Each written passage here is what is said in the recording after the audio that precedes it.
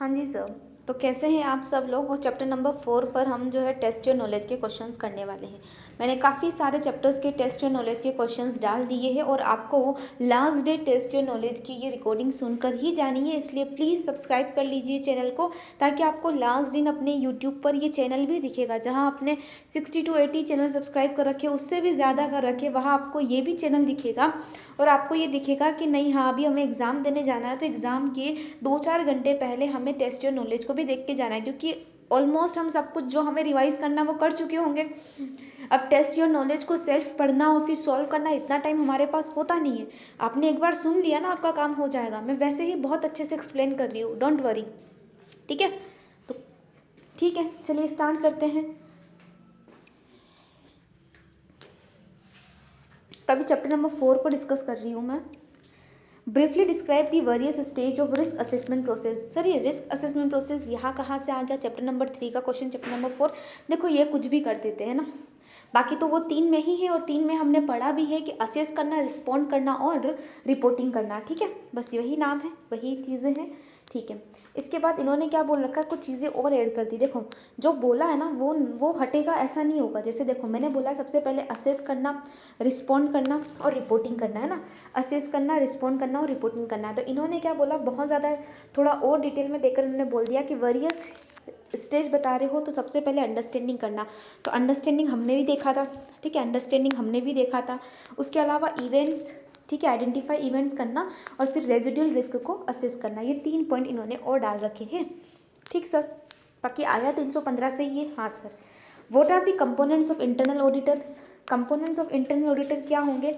Internal control framework. तो components क्या है सर? माइक्रा, माइक्रा ही है ना। हाँ सर। तो आप बोलोगे माइक्रा यहाँ पर इन्होंने वापस से डाल दिया। ऑफकोर्स डाल दिया तो डाल दिया, आप कुछ नहीं कर सकते। ठीक है, नाउ आ जाओ थर्ड क्वेश्चन पर। डिस्क्राइब करो application control and give the 3 examples of automated application control. Sir application control वो होते हैं जो मैनुअल भी होते हैं, ऑटोमेटेड भी होते हैं। एडिट चेक करना, सिक्वेंशियल नंबर चेक कर लेना, उसके बाद मैंडेटरी चेक कर देना, रीजनेबलनेस चेक कर देना, ये सारी इसी के एग्जाम्पल्स है। ये देख लो सर, क्या बोला, जो ऑटोमेटेड और मैनुअल दोनों होते हैं बिजनेस की प्रोसेस के लिए। एप्लीकेशन कंट्रोल जो होते हैं वो आईटी एप्लीकेशंस होते हैं, ईआरपी और हेल्प करते हैं ensure completeness, accuracy, integrity of data को।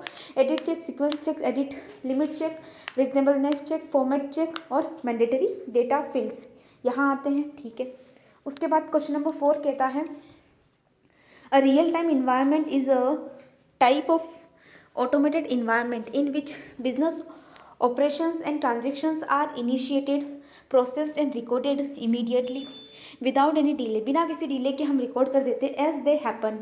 It has several critical IT components that enable anything anywhere transactions to take place। You are required to name of components। ठीक है, and it's example of real time environment. तो sir इन्होंने बोला है हमें कि भाई साहब आईटी कंपोनेंट्स, जो आईटी होता है ना, जो रियल टाइम इन्वायरमेंट, तो इन्होंने हमें सिंपल सा क्वेश्चन पूछा है कि रियल टाइम इन्वायरमेंट से कंपोनेंट्स क्या होते हैं। तो रियल टाइम इन्वायरमेंट में कुछ नहीं आता है, hardware, middleware, network, software, lane when, उनके एग्जाम्पल्स भी आपको बताने पड़ेंगे। तो आपको ये क्वेश्चन का आंसर यहाँ मिलेगा। यहाँ देखो, यहाँ पर आप सिर्फ रियल टाइम लिख कर और ये लिख कर नहीं आ सकते हो कि आईटी के कंपोनेंट्स होते हैं, रियल टाइम होती है चीज़ें।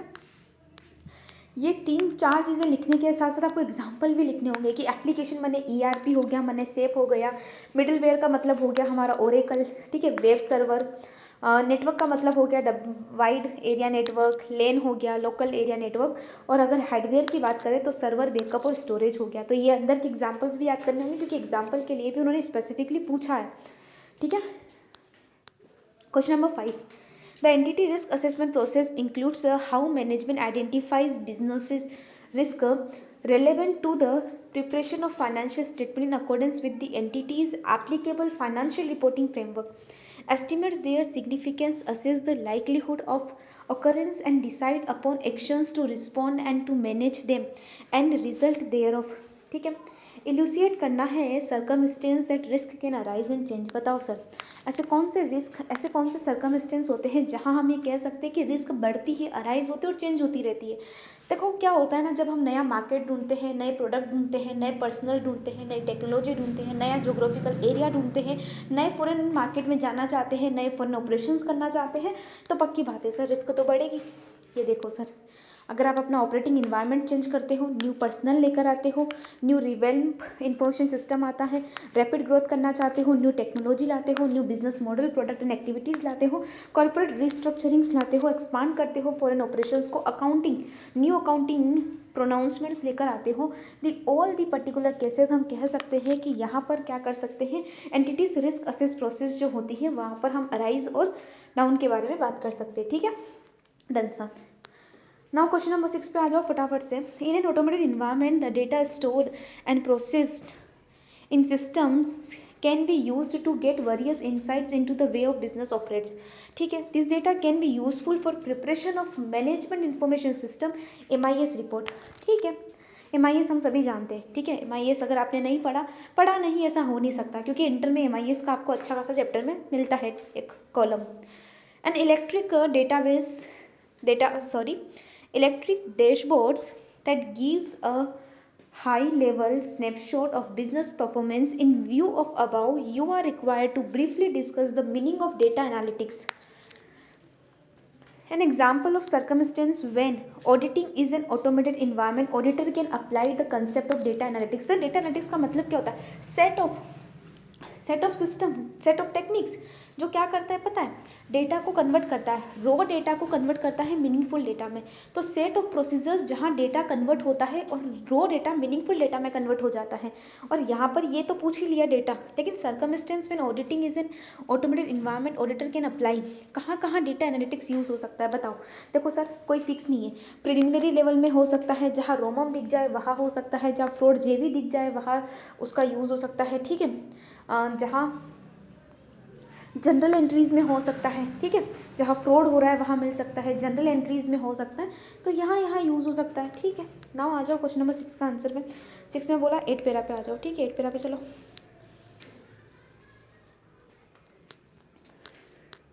ये देखो सर, ये देखो, यहाँ देखो, यहाँ दिखा generating and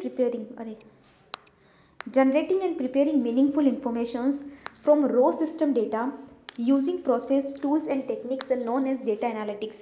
So generating and preparing meaningful informations from raw system data using processes tools and techniques is known as data analytics. तो आप प्लीज़ PTT याद रखोगे, PTT process tools and techniques का यूज़ करके तुम भाई साहब रो डेटा से मीनिंगफुल डेटा इन्फॉर्मेशन क्रिएट करते हो। That is all okay. और अब आप यहाँ पर देखो preliminary analysis, risk assessment, control testing, general analysis, deficiencies और फ्रॉड जेवी। जनरली ऐसे याद रख सकते हो, फ्रॉड जेवी। ठीक है, रिस्क, प्रिलिमिनरी, ठीक है, नॉन स्टैंडर्ड्स और डेफिशिएंसी, है ना। ठीक sir,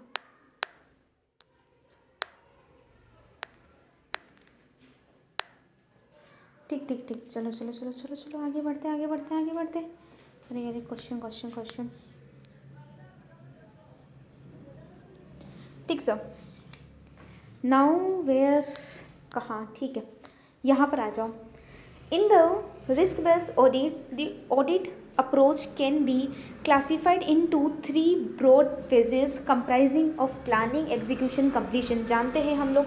You are required to briefly explain the relevant considerations for every phase in above audit approach. मेरी बात सुनो, हमारे 3 फेज़ होते हैं। एवरी फेज़ का मतलब क्या होता है? Planning, execution, completion.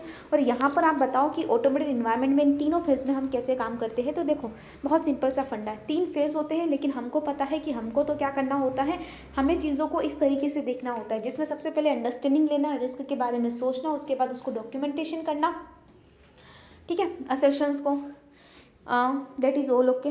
चलो क्वेश्चन नंबर 7 पे आओ, 4 पैरा नंबर 4 पे आओ। ये देखो सर, ये देखो, सबसे पहले आर यानी कि रिस्क को असेस करना, अंडरस्टैंडिंग ऑब्टेन करना। ठीक है, डायरेक्ट एंटिटी लेवल कंट्रोल को देखना। ठीक है, उसके बाद सेग्रीगेशन ऑफ ड्यूटीज़ देखना, उसके बाद IT कंट्रोल्स देखना, टेस्टिंग रिपोर्ट्स देखना और कंप्लीशन केट देखना। That is all are okay. ठीक है, अब यहाँ पर एक शॉर्ट फॉर्म भी लगा सकते हो, जनरली मैं लगाती हूँ R आर मतलब risk assess, you entity level control को चेक करना चाहते हो कम्प्लीटली, तो को चेक करना चाहते हो कम्प्लीटली मतलब कंप्लीशन स्टेट को चेक करना चाहते हो, को टेस्ट करना चाहते हो तो टेस्टिंग फेज और टेस्ट ऑफ रिपोर्ट, और कंट्रोल का मतलब परवेजिव कंट्रोल। ठीक है, तो मैं ये लगाती हूँ, तो मैंने आपको बता दी। नाउ क्वेश्चन नंबर 8 जो है वो कहता है generating and preparing meaningful information from the raw data. अच्छा, ये डेटा एनालिटिक्स के बारे में बात कर रहा है। यूजिंग प्रोसेस टूल्स टेक्निक्स, पूरी डेफिनेशन लिख दी इन्होंने। बताओ you are required to illustrate suggest approach benefits of CAAT. Sir CAAT के बेनिफिट क्या होते हैं? चीज़ें ज़्यादा अंडरस्टैंडिंग में समझ में आती है, मीनिंगफुल हमें जो डेटा चाहिए हम आसानी से निकाल सकते हैं, तो यहाँ पर अंडरस्टैंडिंग मिलती है कैट के बेनिफिट से। ऑब्जेक्टिव, ठीक है, बेनिफिट्स ऑफ कैट यही है, बेनिफिट्स यही, अंडरस्टैंडिंग मिल जाती है आईटी इन्वायरमेंट के, ऑब्जेक्टिव अच्छे सोर्स डेटा मिल जाता है, डेटा को एक्सट्रैक्ट करके हम कंप्लीटनेस पता लगा सकते हैं, डेटा ऑब्टेन कर सकते हैं, फिर हम रिजल्ट कंफर्म कर सकते हैं और 230 लगा सकते हैं। कुल मिला के बहुत सिंपल सा फंडा है भाई साहब। क्या कहता है, क्या बेनिफिट्स है यूजिंग द कैट को यूज़ करके हम अंडरस्टैंडिंग ले सकते हैं बिजनेस के IT including IT business environment की, ऑब्जेक्टिव एंड क्राइटेरिया, उसके बाद source and format of data, extract of data कर सकते हैं, कंप्लीटनेस एंड एक्यूरेसी को देख सकते हैं, data obtaining, validate and confirm result, और 230 ऐसे भी याद रख सकते हो सर। ऐसे से याद रखोगे तो 315, ऑब्जेक्टिव 300, प्लानिंग और ऑब्जेक्टिव्स, ठीक है, फॉर्मेट और डेटा, एक्सट्रैक्ट करना डेटा, ठीक है, कंप्लीटनेस एक्यूरेसी चेक करना, डेटा ऑब्टेन करना, वैलिडिटी और कंफर्म, और 230 तो बता ही दिया, डॉक्यूमेंट करना रिपोर्टिंग के लिए। ठीक है, देन ठीक है, अगर आपको किसी में दिक्कत हो ना तो मार्क इट स्टार, ठीक है, और एग्जाम से पहले और उसे पढ़ के जाइए। A company is using ERP for all its business process, including procurement, sale, finance, and reporting. You are required to explain the statutory auditor approach to identify the risk associated with the IT system. बताओ sir, risk associate with the IT system. IT system के साथ क्या क्या risk associate होती है? तो मैंने बोला कि भाई साहब अगर आप IT सिस्टम यूज़ कर रहे हो तो बहुत सारे रिस्क हैं, बहुत सारे रिस्क हैं। कितनी सारी रिस्क है? तो 9th वाला जो पॉइंट है वो क्या कहता है? 9th वाला पॉइंट कहता है कि भाई साहब auditor should understand process, that is a document process, manual and invoicing, बहुत सारी रिस्क के बारे में बता रखा है। It is not so much important because of काफ़ी ज़्यादा डेटा दे ही नहीं रखा, मिसिंग डेटा ही है।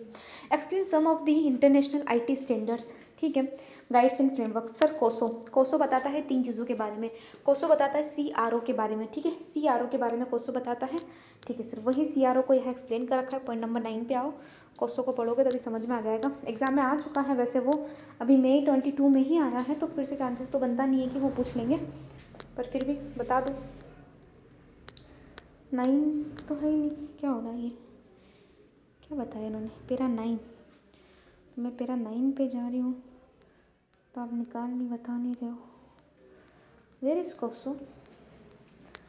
रुको, हाँ कोसो मैंने देखा था इधर, ये रहा, इंटरनेशनल कोसो फ्रेमवर्क है ना?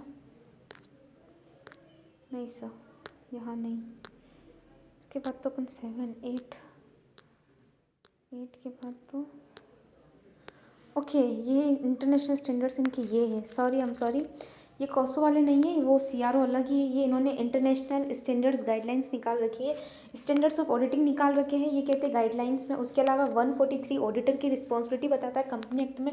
इसके अलावा इनका सार्बेंस ऑक्सले एक्ट बता रखा है 2002। IAS से उन्होंने निकाल रखा, इंफॉर्मेशन टेक्नोलॉजी इंफ्रास्ट्रक्चर लाइब्रेरी निकाल रखी है, और पेमेंट कार्ड इंडस्ट्री बता रखी है इन्होंने, ठीक सर। देन एक लास्ट क्वेश्चन, लास्ट ही है नहीं अभी, हाँ लास्ट ही है सर। एप्लीकेशन एंड कंट्रोल और जनरल IT कंट्रोल्स। तो देखो जनरल IT कंट्रोल्स जो होते हैं वो कहाँ लगते हैं? जनरली एक्सेस सिक्योरिटी होती है, उसके बाद सिस्टम का सॉफ्टवेयर होता है, उसके बाद नेटवर्क होता है, उसके बाद डेटाबेस डेटा सिस्टम होता है, ठीक है, तो वो सारी चीज़ें एप्लीकेशन होती है, वही सारे। और एप्लीकेशन कंट्रोल मैंने बताया ही था, दोनों मैनुअल और ऑटोमेटिक दोनों ही तरह के होते हैं। देखो 6 पे आओ, देखिए एक बार देख लो 6, ये देखो जनरल IT कंट्रोल से डेटा सेंटर नेटवर्क, सिस्टम का software, process change, access security, application system. देखो मैंने ऐसे याद कर रखा है। ये कंप्यूटर है, एक्सेस, अरे यार कंप्यूटर ऐसे बनता है क्या? कुछ भी सर, ये देखो ये कंप्यूटर है, हाँ सर। अब यहाँ पर क्या होता है, लैपटॉप है, चलो यहाँ पर क्या होता है, तुम पासवर्ड लगाते हो, अंदर आ जाते हो, एप्लीकेशन खुलती है। तो ये सबसे पहले विंडोज़ खुलता है, विंडोज़ के बाद एप्लीकेशन खुलती है। तो विंडोज़ का मतलब सिस्टम सॉफ्टवेयर खुलता है, पासवर्ड डाला मतलब एक्सेस सिक्योरिटी, और ये होता है एप्लीकेशन सिस्टम। जो एप्लीकेशन खुली, उस एप्लीकेशन का डेटा तुम यूज़ करते हो, डेटा यूज़ करके तुम क्या करते हो, प्रोग्राम में चेंजेस करते हो। दैट इज़ ऑल ओके, ठीक है। Okay sir, thank you so much. मैंने आपको पूरा का पूरा चैप्टर्स विद इन 15 मिनट्स में करवा दिया है, ठीक है। अब आपको करना है ये आपकी तरफ से, एक बार सुन लीजिए, सारी चीज़ें अपने आप समझ में आ जाएगी। जो चीज़ें नहीं समझ में आती मार्क कर दीजिए। इंटरनेशनल स्टैंडर्ड्स नहीं याद है तो एक बार देख कर जाइएगा एग्जाम में। स्टार मार्क कर दो, स्टार भी, यार कैसा गंदा मार्क किया, ठीक है, स्टार मार्क कर दो, हेल्प करेगा आपको एग्जाम में। और अच्छे से देख कर चले जाना, याद आ जाएगा जब तुरंत पहले देखोगे तो। Thank you so much.